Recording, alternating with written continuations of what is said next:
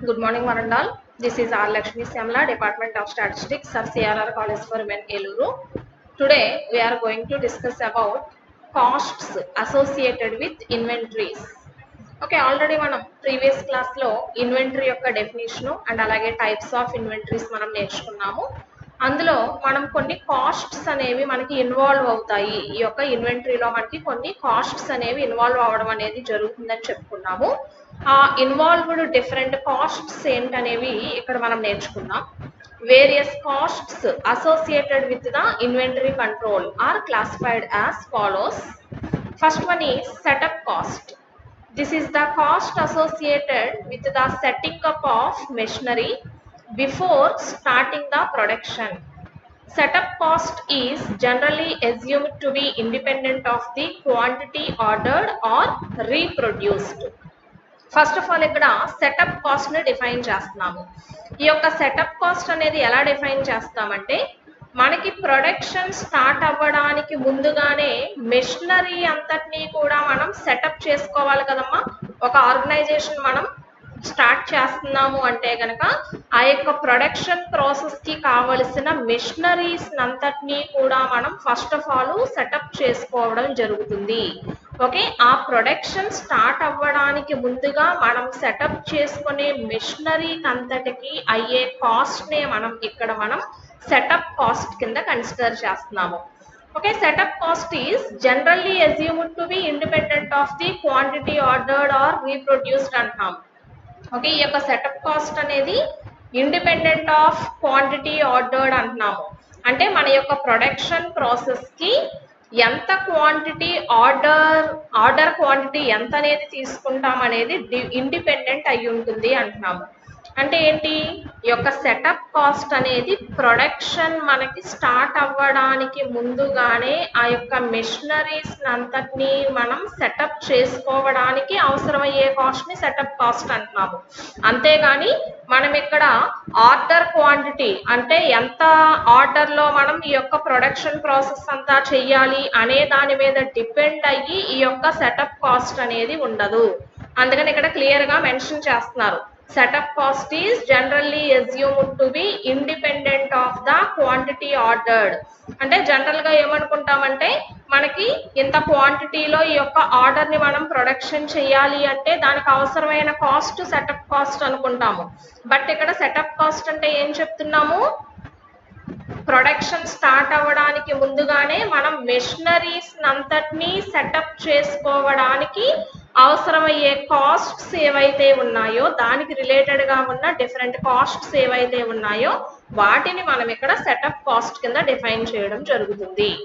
Next one వచ్చి ordering cost. This is the cost associated with the ordering of raw material for production purpose. Okay, ఏదైనా ఒక production purpose కోసం మనకి అవసరమైన raw material ఏదైతే ఉందో ఆ యొక్క రా మెటీరియల్ని మనం ఆర్డర్ చేసుకోవడానికి ఎంత కాస్ట్ అయితే ఎఫర్ట్ చేయాల్సి వస్తుందో దాన్ని మనం ఆర్డరింగ్ కాస్ట్ కింద కన్సిడర్ చేయడం జరుగుతుంది. అండ్ వీటితో పాటుగా అంటే దట్ మీన్ ఈ యొక్క రా మెటీరియల్ని మనం ఆర్డర్ చేయాలి అంటే గనక దానికి సంబంధించిన అడ్వర్టైజ్మెంట్స్కి కానీ ఆర్ పోస్టేజ్ కానీ అండ్ అలాగే consumption of stationery and telephone charges, telegrams, rent for space used by the purchasing departments, travelling expenditure etcetera include constitute the ordering cost. Okay, ఇక్కడ ఆర్డరింగ్ కాస్ట్లోకి ఏం ఇన్వాల్వ్ అవుతాయి అంటున్నాము. ఫస్ట్ ఆఫ్ ఆల్ మనం raw material మన యొక్క production purpose కోసం అవసరమయ్యే రా మెటీరియల్ని ఆర్డర్ చేయడానికి అవసరమయ్యే కాస్ట్ని ఆర్డరింగ్ కాస్ట్ అంటున్నాము. ఓకే, ఇక్కడ రా మెటీరియల్ని మనం ఆర్డర్ చేయాలి అంటే కనుక దానికి సంబంధించిన అడ్వర్టైజ్మెంట్ అంటే త్రూ ఆ యొక్క మెటీరియల్ అనేది మనకి ఎక్కడ దొరుకుతుంది, ఎంత క్వాంటిటీలో రావాలి అనేది మనం వాటిని డిఫరెంట్ అడ్వర్టైజ్మెంట్స్ ద్వారా మనం ఇవ్వడం ద్వారా కానీ లేకపోతే పోస్టేజ్ ఛార్జెస్ కానీ లేకపోతే దానికి అవసరమైన స్టేషనరీ యూజ్ చేస్తే ఆ యొక్క స్టేషనరీకి అయ్యే కాస్ట్లు అండ్ అలాగే టెలిఫోన్ ఛార్జెస్ అంటే దట్ మీన్ కమ్యూనికేట్ అవ్వాలి కదా పర్సన్స్ తోటి ఈ యొక్క ఆర్డర్ గురించి మాట్లాడడానికి. సో దానికి అవసరమైన టెలిఫోన్ ఛార్జెస్ కానీ ఆర్ టెలిగ్రామ్స్ కానీ అండ్ అలాగే rent for space used by the purchasing departments. Okay, next మనం ఎక్కడి నుంచి అయితే పర్చేజ్ చేస్తున్నామో ఈ యొక్క ఐటమ్స్ అన్నింటినీ కూడా మనం ఆ యొక్క స్పేస్ కి మనం రెంట్ మనం దట్ మీన్స్ రెంట్ మనం పే చేయాల్సి వస్తుంది. సో దానికి అయ్యే రెంట్ అండ్ అలాగే ట్రావెలింగ్ ఎక్స్పెండిచర్ అంటే మనం ఇక్కడ ఈ యొక్క రా మెటీరియల్స్ అన్నిటినీ కూడా మనం ఇక్కడ ఇంపోర్ట్ చేసుకోవాల్సి ఉంటుంది. సో ఒక ప్లేస్ నుంచి అనదర్ ప్లేస్ కి ఇవన్నీ కూడా ట్రావెల్ చేసి ఈ యొక్క రా మెటీరియల్స్ అన్ని కూడా మనం తీసుకోవాల్సి వస్తుంది. సో దానికి అవసరమైన ట్రావెలింగ్ ఎక్స్పెండిచర్ ఇవన్నీ కూడా మనకి ఆర్డరింగ్ కాస్ట్ లోకి ఇన్వాల్వ్ అయి ఉంటాయి. నెక్స్ట్ వన్ వచ్చి పర్చేస్ ఆర్ ప్రొడక్షన్ కాస్ట్ అంటున్నాము. The cost of purchasing or producing a unit of an item is known as purchase or production cost.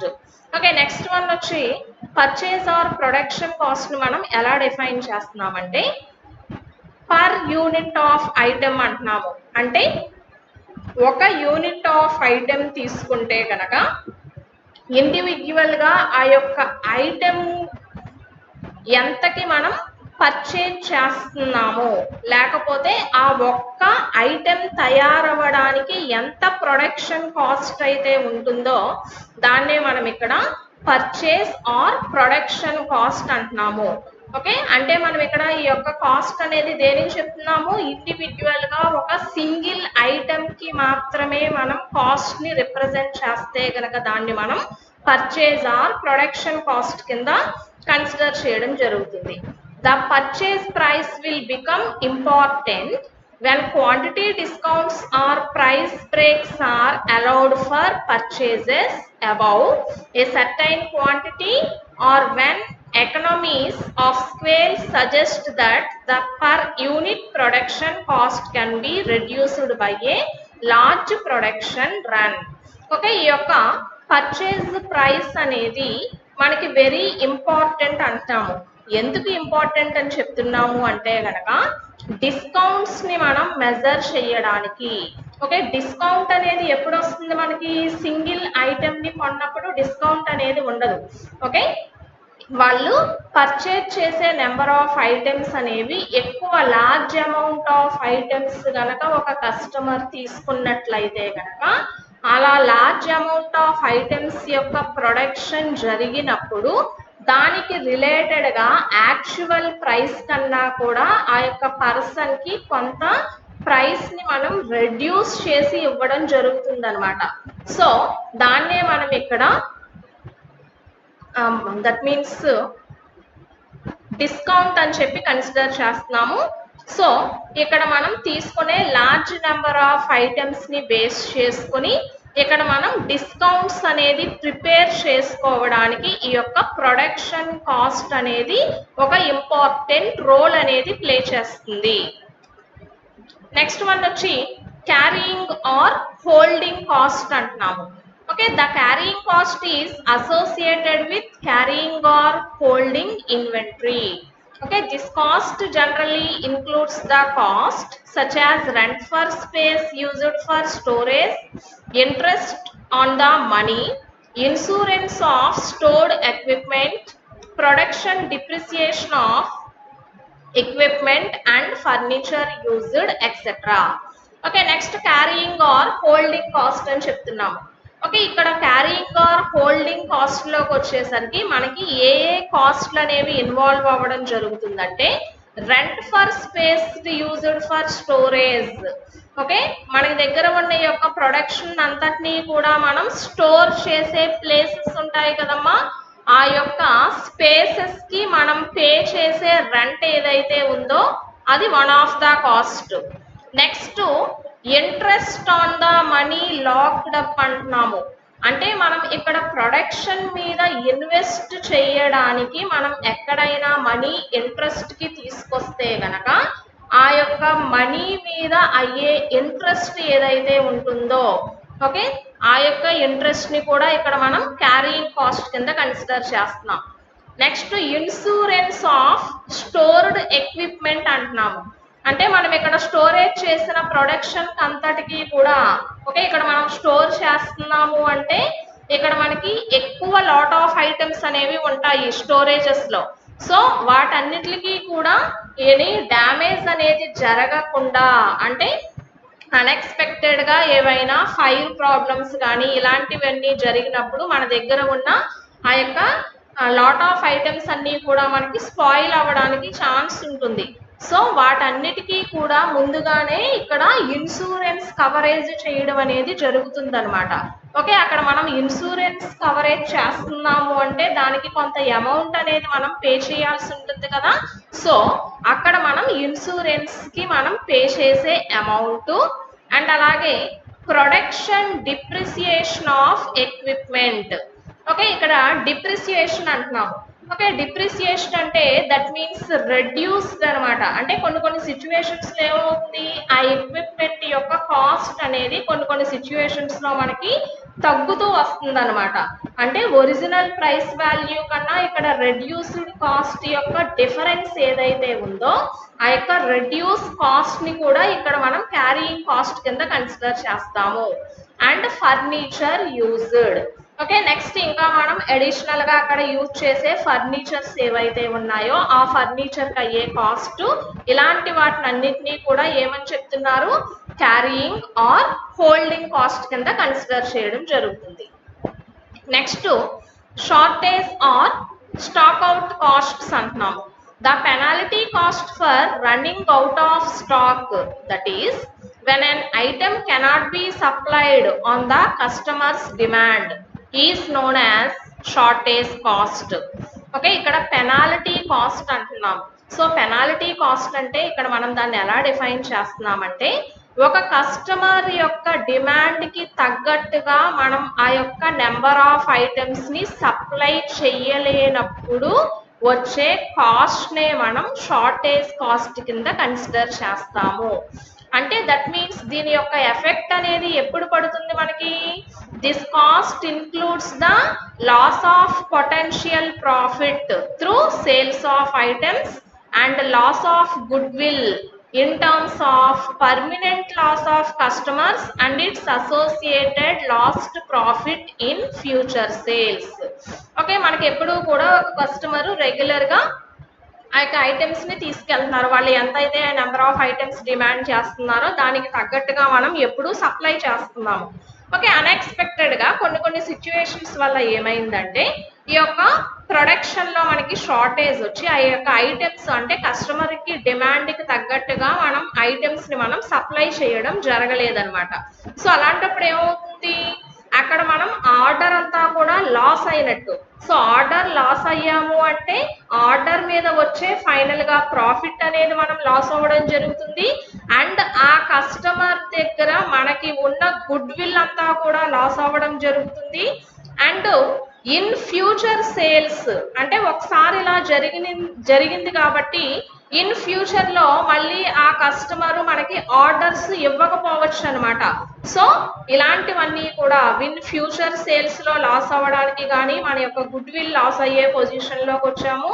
And అలాగే ఆ యొక్క ప్రాఫిట్ కూడా మనం లాస్ అయ్యే సిచ్యువేషన్స్ ఉంటే కనుక వీటన్నిటినీ కూడా ఏమంటాము, shortage or stock out costs కింద కన్సిడర్ చేస్తున్నాం. నెక్స్ట్ వన్ వచ్చి salvage cost or selling price అంటున్నాం. When the demand for certain commodity is affected by the quantity stocked, decision problem is based on a profit maximization criterion that includes the revenue from selling. Salvage value may be combined with the cost of storage and hence is generally neglected. Okay, ఇక్కడ salvage cost or selling price అంటున్నాము. Okay, selling price అనేది ఎప్పుడు కూడా మనకి దేని మీద depend అయి ఉంటుందంటే మ్యాక్సిమైజ్ ద ప్రాఫిట్. అంటే మనం ఏదైనా ఒక్క యూనిట్ ఆఫ్ ఐటమ్ ని మనం పర్చేజ్ చేసిన దాని మీద కంపల్సరీ మనకి ప్రాఫిట్ అనేది ఇన్వాల్వ్ అయ్యే విధంగా మనం అక్కడ సెల్లింగ్ ప్రైస్ ని మనం డిసైడ్ చేయడం జరుగుతుందన్నమాట. ఓకే, అంటే ఈ యొక్క సెల్లింగ్ ప్రైస్ యొక్క డెసిషన్ అనేది దేని మీద మనకి డిపెండ్ అయి ఉంటుంది? When the demand for certain commodity, అంటే ఏదైనా ఒక ఐటమ్ యొక్క డిమాండ్ అనేది ఎంత వరకు ఉంది, అండ్ అలాగే affected by the quantity stacked, అంటే ఆ యొక్క ఐటమ్ యొక్క స్టాక్ లెవెల్స్ ఎంత వరకు ఉన్నాయి అనే దాని మీద మనం డిపెండ్ అయ్యి ఈ యొక్క ప్రాఫిట్ మనం మ్యాక్సిమైజ్ అయ్యే విధంగా ఇక్కడ మనం సెల్లింగ్ ప్రైస్ ని డిసైడ్ చేయాల్సి ఉంటుంది అనమాట. సో ఈ యొక్క సెల్లింగ్ ప్రైస్ అనేది combined with the cost of storage అంటున్నాము. అంటే జనరల్ గా మనకి ఇక్కడ స్టోరేజ్ కాస్ట్ ని కూడా మనం బేస్ చేసుకుని ఇక్కడ సెల్లింగ్ ప్రైస్ అనేది డిసైడ్ చేయడం జరుగుతుంది. And hence generally it is neglected అని కూడా అంటున్నాము. అంటే కొన్ని కేసెస్ లో ఈ యొక్క స్టోరేజ్ కాస్ట్ ని మనం నెగ్లెక్ట్ చేయడం కూడా జరుగుతుంది. నెక్స్ట్ వన్ వచ్చి రెవెన్యూ కాస్ట్ అంటున్నాము. రెవెన్యూ కాస్ట్ అంటే కంపల్సరీ ప్రాఫిట్ అనేది మనకి ఉండాలన్నమాట. when it is assumed that both the price and the demand of the product are not under control of the organization, the revenue from the sales is independent of the company's inventory policy and may be neglected except for the situation when the organization cannot meet the demand and the sales is lost.